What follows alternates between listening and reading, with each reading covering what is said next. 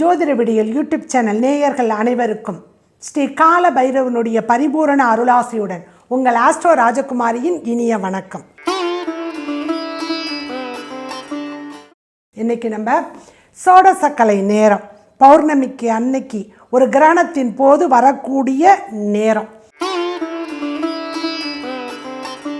கிரகணம் இந்தியாவுக்கு தெரியாது, ஆனாலும் கிரகண வேளையில் வரக்கூடிய இந்த சோடசக்கலை நேரத்துக்கு அதிக பலன் உண்டு, அதிக பவர் உண்டு.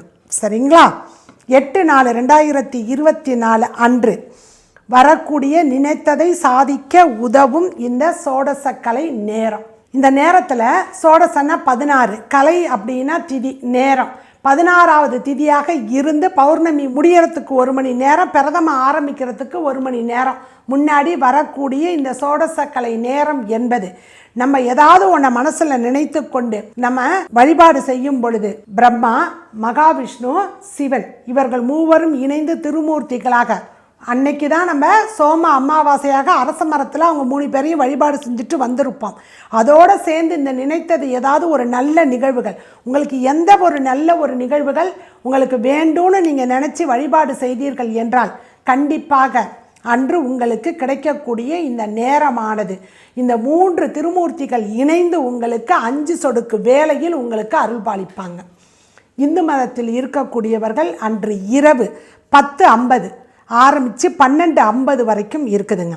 சரியா? 1 மணி நேரம் கரெக்டாக இருக்குது. அந்த மிடில் பாத்தில் 2 மணி நேரம், 10:50லேருந்து 12:50 2 மணி நேரம். யாருக்கெல்லாம் முடியுதோ தயவு செஞ்சு 11:15லேருந்து அட்லீஸ்ட் 12 மணி வரைக்குமாவது இருந்து வழிபாடு செய்யுங்க. இந்த நேரம் இந்த வீடியோவில் வரும். சரிங்களா? சரி, அந்த வேளையில் நீங்கள் நைட்டு இரவு சாப்பிட்டு எல்லாம் முடிச்சிருப்பீங்க, செரிமானம் ஆகிருக்கும், தளர்த்தி நீங்கள் ஒரு நைட்டியில் இருக்கீங்க, இல்லை இரவு ட்ரெஸ்ஸில் இருக்கீங்க, சுத்தமான உடையில் இருக்கணும், அவ்வளோதான். சரிங்களா? தயவு செய்து அந்த நேரத்தில் யாரும் தாம்பத்தியம் வைத்து கொள்ளாதீர்கள். அது ரொம்ப ரொம்ப முக்கியம். ஏன்னா இந்த இரவு வேளையில் வரும்பொழுது அது வேண்டாம். சரிங்களா? சரி, வடக்கு நோக்கி நீங்கள் அமர்ந்து, இந்துக்களாக இருந்தீங்கன்னா வடகிழக்கு நோக்கி அமர்ந்து தரையில் உட்காராமல் ஒரு பலகை இல்லை ஒரு துணி இல்லை அட்லீஸ்ட்டு ஒரு ஏதாவது ஒரு பலகையாவது போட்டு இல்லை ஒரு பேப்பராவது உரிச்சிட்டு அது மேலே உட்காந்து ஏதாவது ஒன்றை நினைத்து நீங்கள் வழிபாடு செய்யும் பொழுது திருமூர்த்திகள் 5 சொடுக்கு வேளையில் இந்த வான்மண்டலத்தில் சென்று கொண்டு இருக்கும் பொழுது உங்களுக்கு அருள்பாலித்து போவாங்க. நம்ம என்ன நினைக்கிறோமோ, ஒரு குழந்தைய நல்லா படிக்கணும், வெளிநாட்டு யோகம் வரணும், எதை நினச்சி நம்ம வழிபாடு செஞ்சுக்கிட்டு உங்களுடைய அந்த நினச்ச அந்த வேண்டுதலை மனசுக்குள்ளே வச்சுக்கிட்டு திருமூர்த்தியையும் மனசுக்குள்ளே வச்சுக்கிட்டு உங்களுக்கு என்ன ஸ்லோகம் தெரியுதா, வாசி யோகம் தெரியுதா, இல்லை ஸ்லோகம் தெரியுதா, இல்லை உங்களுக்கு அந்த தெய்வத்தை தான் வழிபாடு, இஷ்ட தெய்வமோ இல்லை உங்கள் குலதெய்வம் எதோ பிடிக்குதோ அதை நினைத்து கொண்டு நீங்கள் வழிபாடு செய்யும் பொழுது மும்மூர்த்திகள் அப்படி மேலே போகும்பொழுது ததாஸ்து அப்படின்னு சொல்லிட்டு போயிடுவாங்க. அதுக்கு அப்படியே ஆகட்டும்னு அர்த்தம்.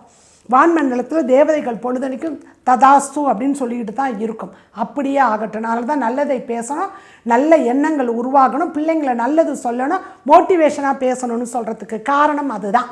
சரிங்களா? சரி, அப்படி நீங்கள் வழிபாடு செய்யும் பொழுது முடிஞ்சவங்க இதை ஒரு ரொம்ப எளிமையாக இருக்கக்கூடிய, ஏன்னா அகத்தியர் மூலியமாகத்தான், மகான்கள் மூலியமாகத்தான் இது இந்த உலகிற்கு வந்திருக்குது. அந்த மந்திரம் ஒவ்வொரு சோடசக்கலை நேரத்துலையும் சொல்கிறேன், இந்த வீடியோவில் வரும். அதை எழுதி வச்சுக்கிங்க, முடிஞ்சவங்க அதை சொல்லுங்கள். சரிங்களா? சரி, இது இந்துக்களுக்கு மட்டும் உள்ள நேரம் இல்லைங்க, உலகத்தில் உள்ள அனைத்து ஜீவராசிகளுக்கும் உள்ள நேரம். சரியா? சரி, இஸ்லாமியர்களை பொறுத்த வரைக்கும் மேற்கு நோக்கி, உங்கள் மெக்கா மேற்கு நோக்கி இருக்குது உலக வரைபடத்தில். அதனால் மேற்கு நோக்கி இருந்து கைகால் இது பண்ணிக்கிட்டு அர்த்தரை பூசிக்கணும். ஏன்னா வாசன திரவியங்களோடு இருந்து நீங்கள் முழங்கால் இட்டு உங்கள் தொழுகையை செய்யும் பொழுது அல்லாஹ் கண்டிப்பாக அருள்பாலிப்பார். நீங்கள் உங்களுக்கு என்ன வேண்டுதலோ அதை உங்கள் அல்லாவை நோக்கி இருங்க. அடுத்தது, கிறிஸ்துவ மதத்தில் இருக்கக்கூடிய சகோதர சகோதரர்கள் மேற்கு நோக்கி, உங்கள் ஜெருசலம் அந்த மேற்கு நோக்கி இருக்கிறது. அதனால் அங்கே முழங்கால் இட்டு நீங்கள் உங்கள் ஜபத்தை ஆரம்பித்து உங்கள் வேண்டுதலை வைங்க. மெழுகுவர்த்தி ஏற்றி வைத்து வழிபாடு செய்யணும். பச்சை மெழுகுவர்த்தி இருந்தால் ரொம்ப நல்லது. ஏன் அப்படின்னா அது புதனுக்கு உரிய காரகத்துவம். நீங்கள் அந்த கூட்டு பிரார்த்தனை பண்ணும் பொழுது பவர் அதிகம். பச்சை நிறம் புதனுடைய இது. புதனுக்கு எப்பயுமே கூட்டாக இருந்து நம்ம செய்யக்கூடிய காரியத்தை வெற்றி தரக்கூடியவன் புதன். சரிங்களா? காலபுருஷனுக்கு உபஜயஸ்தானத்தில் 3 6 அவன் கையில் தான் உட்காந்துக்கிட்டு இருக்குது. ஜெயிக்கணும்னா 3 6 ரொம்ப முக்கியம்.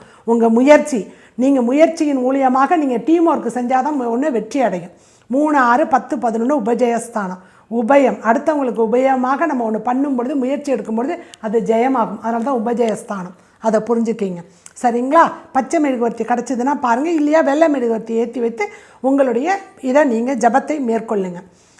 இதை இல்லாமல் புத்தர் மதத்தை பின்பற்றுவர்களாக இருக்கட்டும், கௌமாரராக முருகனை பின்பற்றுவராக இல்லை விநாயகனை பின்பற்றக்கூடியவர்களை எந்த தெய்வத்தை வழிபாடு செய்து நீங்கள் வணங்கி வழிபட்டாலும் கண்டிப்பாக இந்த நேரத்தில் இந்த திருமூர்த்திகள் அப்படியே ஆகட்டும்னு போவாங்க.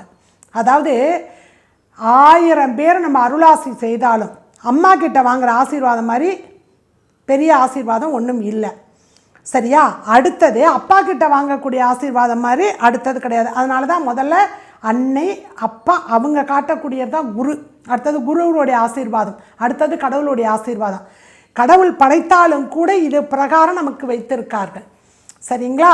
அதே மாதிரி நம்ம யாருக்கிட்ட இருந்தெல்லாம் இந்த ஆசீர்வாதத்தை நம்மளுடைய தெய்வங்கள்டேருந்து வாங்கும் பொழுது மேலே இந்த உலகத்தை படைக்கக்கூடிய பிரம்மா, மகாவிஷ்ணு, சிவன் இவர்கள் அங்கே நம்ம வானத்தில் சொல்லிக்கிட்டு போகும் பொழுது அப்படியே ஆகட்டும் அப்படின்னு சொல்லிட்டு போனால் ததாஸ்து அப்படின்னு சொன்னால் நடக்குமா நடக்காதா? கண்டிப்பாக நடக்கும்.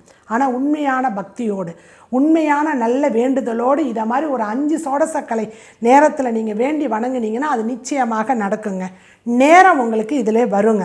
8/4/2024 இரவு 10:50 அன்று இரவு 12:50 வரைக்கும் இருக்குது. அந்த மிடில் பாத் என்று சொல்லக்கூடிய 11 மணியிலிருந்து 11:50 வரைக்கும் ஆகும். நீங்கள் இந்த நேரத்தில் உட்காந்து வழிபாடு செய்யுங்க. சரிங்களா? நினைத்ததை சாதித்து கொண்டு சாதிக்க பிறந்தவர்கள் நம்ம மோட்டிவேஷனுக்குன்னு வேறு எங்கேயும் போக வேண்டாம். இதையெல்லாம் வழிபாடு செய்யும்பொழுது நம்மளை மோட்டிவேஷன் பண்ணுறதுக்குன்னு இறைவன் ஒரு ஆளை அனுப்புவான். இறைவன் கண்டிப்பாக கடவுள் மனிதா ரூபா அப்படின்னு சொல்லியிருக்காங்க, வருவாங்க.